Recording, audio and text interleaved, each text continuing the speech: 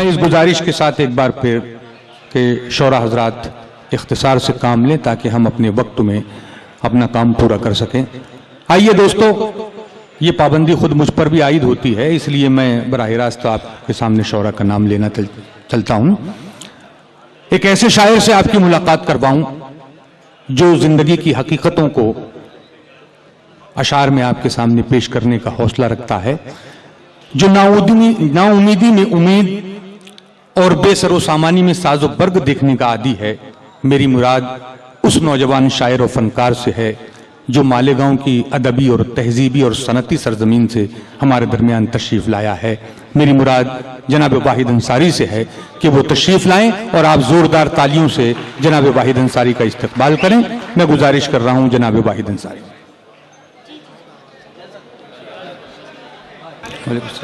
معزز سامعین، بغیر کسی تمہید اور تاخیر کے چند متفرق اشعار آپ کی خدمت میں پیش کرتا ہوں۔ وقت بہت کم ہے، شعرا کی فہرست بہت طویل ہے، مطلب پیش کرتا ہوں، سماعت فرمائے حاضرین گرامی۔ جی ارشاد۔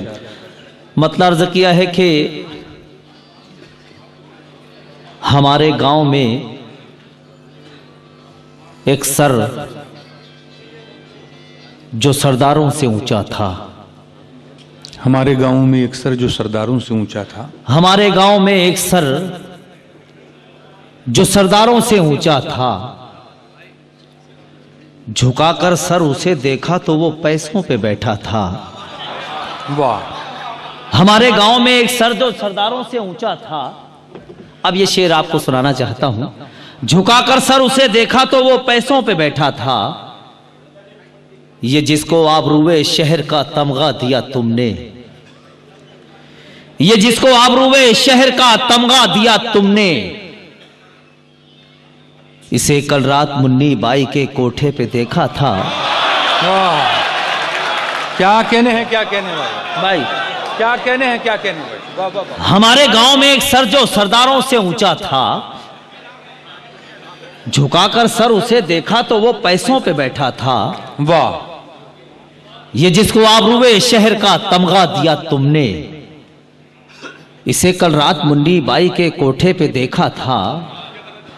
چلو تم ہی کہو میں دشمنوں سے ہارتا کیسے، چلو تم ہی کہو میں دشمن، چلو تم ہی کہو میں دشمنوں سے ہارتا کیسے، میری تلوار پہ حضرت عمر کا نام لکھا تھا۔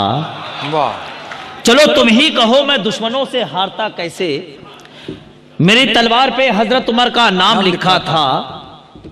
اچانک سارا منظر غم زدہ سا ہو گیا کیسے، اچانک سارا منظر غم زدہ سا ہو گیا کیسے، ابھی کچھ دیر پہلے اس گلی میں جشن برپا تھا، واہ، ابھی کچھ دیر پہلے اس گلی میں جشن برپا تھا۔ بہت بہت شکریہ حاضرین گرامی۔ آئیے کچھ شعر پڑھتا ہوں، ایک دو تین شعر حرف آخر پڑھ کے غزل کے، اس کے بعد اجازت، چونکہ شعرا کی فہرست بہت طویل ہے، سماعت فرمائیں۔ جی ارشاد۔ مطلب ہے کہ وہ پہلی سی تڑپ سجدوں میں لذت کیوں نہیں آتی، وہ پہلی سی تڑپ سجدوں میں لذت کیوں نہیں آتی، عبادت کرنے والوں کو عبادت کیوں نہیں آتی۔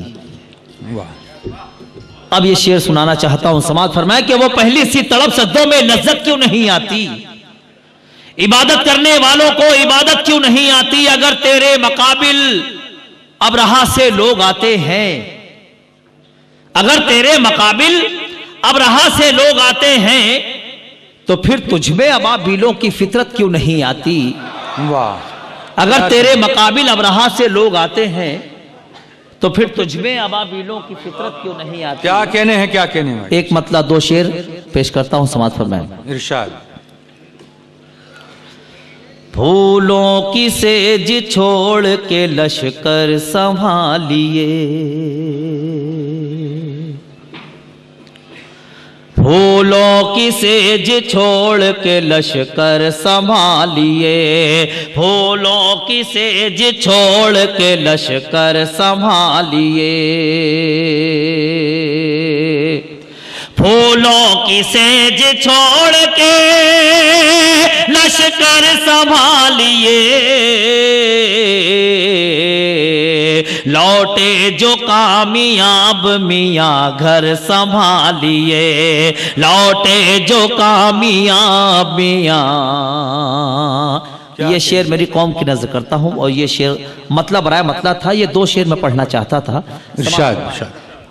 لوٹے جو کامیاب میاں گھر سنبھالیے، تم نے تو گنوا دی نہ بزرگوں کی حویلی۔ تم نے تو گنوا دی نہ شورا کی بزرگوں شرکت چاہتا حویلی۔ ہوں، سماعت فرمائیں۔ تم نے تو گنوا دی نہ بزرگوں کی حویلی، تم نے تو گنوا دی نہ بزرگوں کی حویلی، تم نے تو گنوا دی نہ بزرگوں کی حویلی۔ دو چار جو بچے ہیں کبوتر سنبھالیے، دو چار جو بچے ہیں اب میاں گھر سنبھالی۔ مقطع پیش کرتا ہوں، سماعت فرمائیں۔ ارشاد۔ نقاد کے قلم نہیں قینچی ہے ہاتھ میں، نقاد کے قلم نہیں قینچی ہے ہاتھ میں، نقاد کے قلم نہیں قینچی ہے ہاتھ میں، واحد خیال و فکر کے شے پر سنبھالیے، واحد خیال و فکر کے شے پر سنبھالیے، لوٹے جو کامیاب میاں گھر سنبھالیے، میاں گھر سنبھالیے۔